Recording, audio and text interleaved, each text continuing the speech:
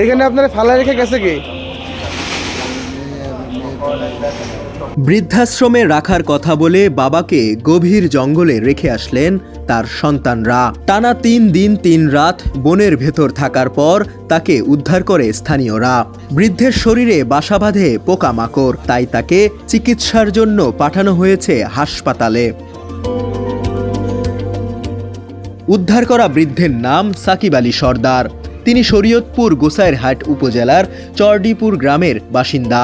সমস্ত সম্পত্তি লিখে নেন তার ছেলে ও মেয়ে। কারো সংসারেই ঠাঁই হয়নি 60 ঊর্ধ্ব বাবার। অবশেষে বৃদ্ধাশ্রমে রেখে যাওয়ার জন্য বাবাকে নিয়ে আসেন ছোট মেয়ে ও জামাই। সাকিব আলী এতটাই অসুস্থ যে বৃদ্ধাশ্রম কর্তৃপক্ষ তাকে গ্রহণ করেনি।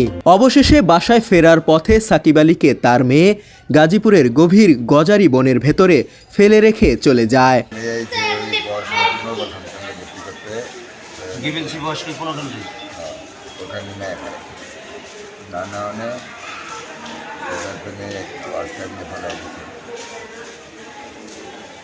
কয়দিন ছিলেন রাস্তায়? 60 দিন।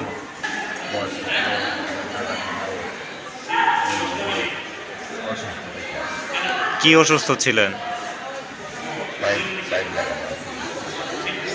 প্রস্রাবের রাস্তায় পরে এই কারণে ওইখানে রাখে নাই। পরে কি করছে তারা?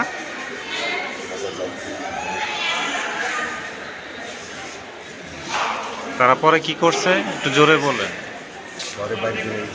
বাইর করে দিছে। বাইর করে দেওয়ার পরে আপনার মেয়ে কি করছে আপনাকে? কোথায় নামাইছে? কোথাপাড়া মসজিদের পাশে রাস্তায় ফেলাই দিয়ে গেছে, রাস্তার জঙ্গলে। পরে ওইখান থেকে আপনাকে এখানে কে আনছে? হেরা বলতে কারা?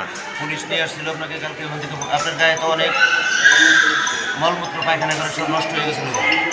পরে ওইখান থেকে পরিষ্কার করে পরে আপনাকে কে আনছে? পুলিশ এখানে দিয়ে গেছে।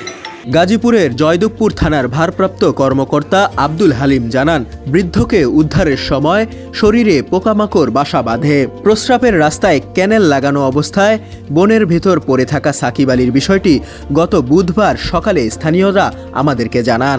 কালকে এই রাত 7টার দিকে আমার কাছে সংবাদ আসে যে একজন 60 ঊর্ধ্ব একজন ব্যক্তিকে জঙ্গলের ভিতরে ফালাই রেখে গেছে আজকে 3-4 দিন যাবত।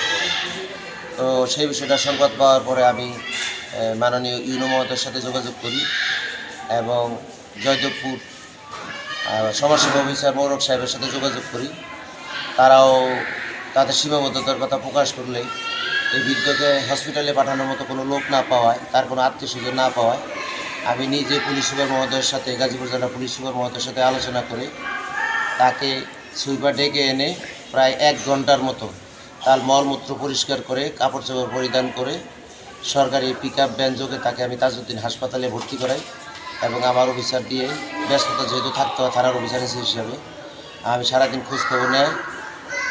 আমি কিছুক্ষণ আগে এই হাসপাতালে তাকে দেখার জন্য ঊর্ধ্বতন কর্তৃপক্ষের সাথে আলোচনা করে তাকে দেখতে আসি এবং তার চিকিৎসার এবং শারীরিক সুস্থতার বিষয়ে সার্বিকভাবে তার সাথে কথাবার্তা বলি। তবে জাতি হিসেবে আমরা খুবই লজ্জিত, 3 ছেলে মেয়ে থাকার পরেও এরকম একজন লোককে রাস্তায় 4 দিন তাকে অনাহারে অর্ধাহারে তাকে রাস্তায় পড়ে থাকতে হয়। সরকারি সকল সংস্থা দায় এড়াতে পারলেও বাংলাদেশ পুলিশ বাহিনী দায় এড়াতে পারে না। সেই জন্য আমি মানবিকভাবে অনুপ্রাণিত হয়ে ঊর্ধ্বতন কর্তৃপক্ষের সাথে আলোচনা করে তাকে হাসপাতালে ভর্তি করি, তার খোঁজখবর নেই এবং আজকে তাকে দেখতে আসছি এবং তার সুস্থতার শেষে আমরা তাকে পুলিশ স্কোয়াডের মাধ্যমে জয়দেবপুর ভোতাপাড়ায় ডিভিএনসি পুলিশ বয়স্ক পুনর্বাসন কেন্দ্রে তাকে আমরা আবার ভর্তি করবো এবং তার দায়িত্ব বাংলাদেশ পুলিশ বাহিনী নেবে। অসুস্থ এই বৃদ্ধের দেখভালের জন্য তার মৃত্যুর আগ পর্যন্ত দায়িত্ব নিলেন জয়দেবপুর থানার ভারপ্রাপ্ত কর্মকর্তা আব্দুল হালিম। তিনি জানান, বৃদ্ধ সুস্থ হওয়ার পর তাকে বৃদ্ধাশ্রমে রেখে আসা হবে। গাজীপুর প্রতিনিধি এজাজ আহমেদ মিলনের পাঠানো তথ্যচিত্রে ডেস্ক রিপোর্ট সমকাল।